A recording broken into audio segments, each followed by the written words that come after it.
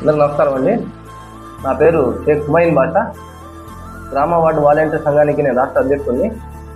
ఈరోజు ముఖ్యంగా ఈ ప్రెస్ మీట్ పెట్టడానికి కారణం రాష్ట్ర ముఖ్యమంత్రి గారు నారా చంద్రబాబు నాయుడు గారు చెప్తున్న అబద్ధాలని బట్టి ఈ పరిస్థితి ఏర్పడిన వాలంటీర్లకి.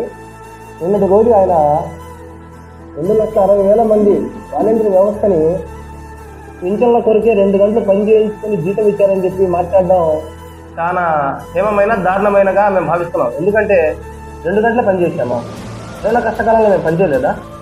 మా కుటుంబాలను పక్కన పెట్టి అలాగే మా ప్రాణాలు లెక్క చేయకుండా మేము ప్రాణాలు పనిచేయలేదా? ప్రజలకు సర్వీస్ చేయలేదా? కుల మతాలకు అతీతంగా, ప్రాంతాలకు అతీతంగా మేము ఈ పార్టీ ఆ పార్టీ కాకుండా మీకు పథకాలు ఇవ్వలేదా? చేయూత పథకాల్లో మా భాగస్వామ్యం లేదా?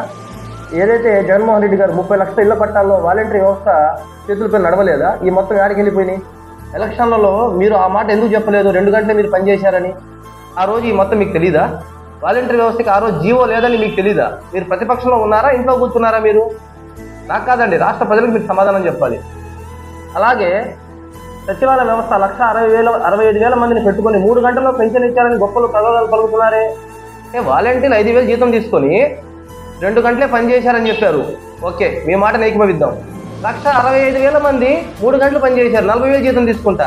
ఇది చెప్పడానికి మీకు కొద్దిగా కూడా సిగ్గనిపించలేదా?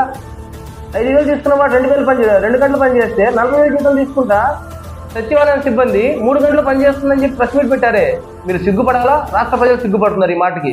ఎందుకంటే సచివాలయం సిబ్బంది ఏం పని చేస్తున్నారో మీరు సమాధానం చెప్పాలా. మీ ప్రభుత్వంలో, జగన్మోహన్ రెడ్డి గారి ప్రభుత్వంలో వాళ్ళు కనీసం రోజుకి 15 గంటలు పనిచేశారు. ఆ సర్వేలు ఈ సర్వేలు మేము పనిచేస్తే దాని లాగిన్లు చేయడము, క్యాష్లు ఇన్కమ్లు పెట్టడము, పథకాలు పెట్టడము. ఈరోజు మీరు ఏ పని కల్పించారు? వాళ్ళకి రోడ్ల మీద తిప్పుతున్నారు, ఎండలో తిప్పుతున్నారు. వాళ్ళకి ఎక్కడ గౌరవం ఇచ్చారు? ఇంత గొప్పలు చెప్పుకుంటున్నారు. మీరు మీ ప్రభుత్వం ఏ విధంగా పరిపాలన చేస్తుందో ఒకసారి ఆలోచించుకోవాలా. ఎట్లా ఆపుతారు? ఇంత దారుణంగా మాట్లాడుతున్నారండి. మెడికల్ కాలేజీలు ఇక భారతదేశంలో ఇంత గొప్పటి వ్యవస్థను తీసుకొచ్చి జగన్మోహన్ రెడ్డి గారి వ్యవస్థని మీరు తీసుకొచ్చామని చెప్తారు, కాసేపు రద్దు చేస్తామని చెప్తారు, కాసేపు ప్రైవేటీకరణ అంటారు. అసలు పీపీపీ అంటే ఏంది? ప్రజలకి మీరు 4 పీపీపీలు చెప్పారు. పబ్లిక్ ప్రైవేట్ ప్రాపర్టీ అంటే మీరు పెత్తనదారులకి, భూస్వాములకి వాళ్ళకి పెత్తనం ఇస్తున్నారు. కానీ నిజమైన పేదవాడికి మీరు ఎక్కడైనా ఈ పీపీపీ సర్వేలో ఎంతమంది లబ్ధి చేకూరిందో మీరేమైనా చెప్పగలరా? అసలు ఈ రాష్ట్ర ప్రభుత్వం చేతుపత్రం రీచ్ చేసే ధైర్యం ఉందా? ఇప్పటికైనా మీరు మీ పరిపాలన ఏ విధంగా ఉందో ఒకసారి మీరు ఆలోచించుకోవాలి. మీరు రాజ్యాంగాన్ని తొంగున తొక్కి తూటు పొడుస్తున్నారని చెప్పి మీకు తెలియట్లేదా? 2,60,000 మంది వాలంటీర్లు రోడ్డున పడ్డారే. వీళ్ళు ఈ రాష్ట్ర పౌరులు కాదా? ఈ బాధ్యత మీకు లేదా?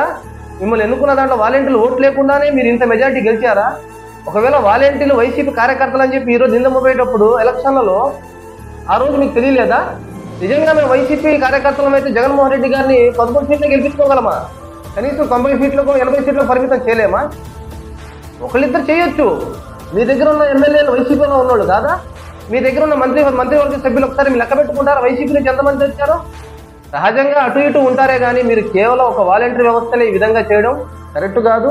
అలాగే జగన్మోహన్ రెడ్డి గారు ఏదైతే వ్యవస్థని తెచ్చారో ఆ వ్యవస్థని నిర్వీర్యం చేయాలని మీరు కంకణం కట్టుకున్నారు. ఇది ఎంతవరకు సబబు అనేది మీరు ఆత్మపరిశీలన చేసుకోవాలని ఈ సభాముఖంగా తెలియజేసుకుంటున్నాను.